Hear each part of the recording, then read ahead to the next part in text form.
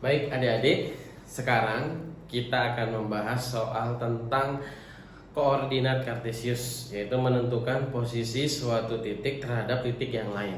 Nah, ini contoh soalnya ya. Oke, perhatikan gambar. Nah, ini ada gambar bidang kartesius ya. Yang sumbu mendatar itu adalah sumbu X, yang sumbu tegak itu adalah sumbu Y. Nah, biasanya kita membaca titik itu berdasarkan titik acuannya 0,0 ya. Contoh misalnya kalau saya minta tolong dibaca koordinat titik B, biasanya kita menjawabnya koordinat titik B itu 4,4 karena titik B koordinat X-nya 4, koordinat Y-nya 4. Lalu kalau titik C maka koordinatnya adalah min 2,3. Nah, itu yang biasa kita lakukan karena titik pusatnya adalah di titik 0,0.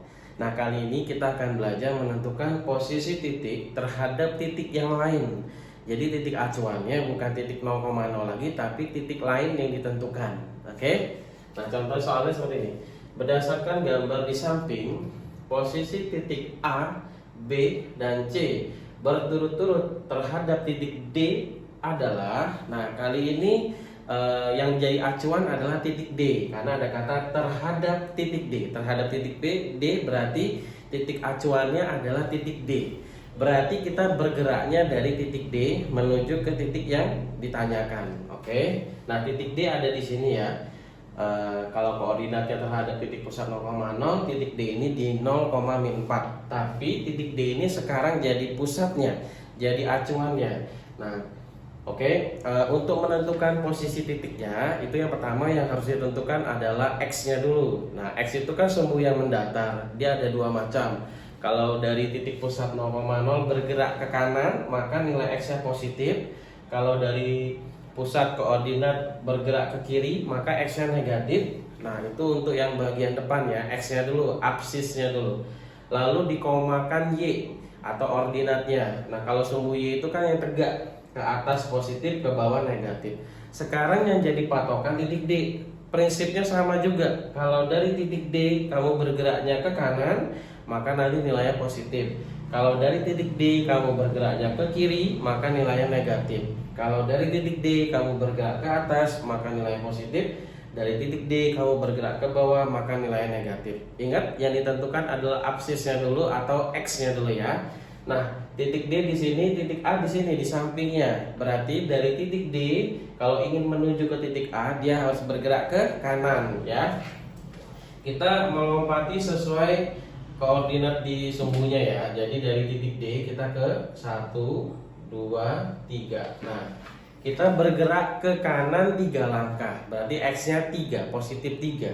Nah, setelah bergerak ke kanan 3 satuan, ternyata kita langsung sampai ke titik A-nya. Kita tidak perlu bergerak ke atas, tidak perlu bergerak ke bawah. Berarti untuk sumbu Y-nya nilainya 0 karena tidak bergerak, tidak ada gerakan ke atas atau ke bawah. Maka posisi titik A terhadap titik D adalah 3,0.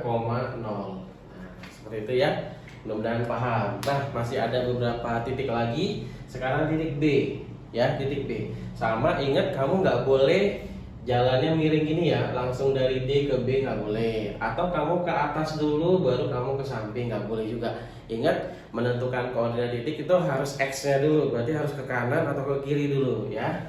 Karena titik B-nya di sini, titik D-nya di sini, berarti harus bergeraknya ke kanan ya. Nah, koordinat titik B ini kalau kita lihat dia menuju ke angka 4 ya. Berarti ini 1, 2, 3 harus bergerak lagi satu langkah lagi ke 4.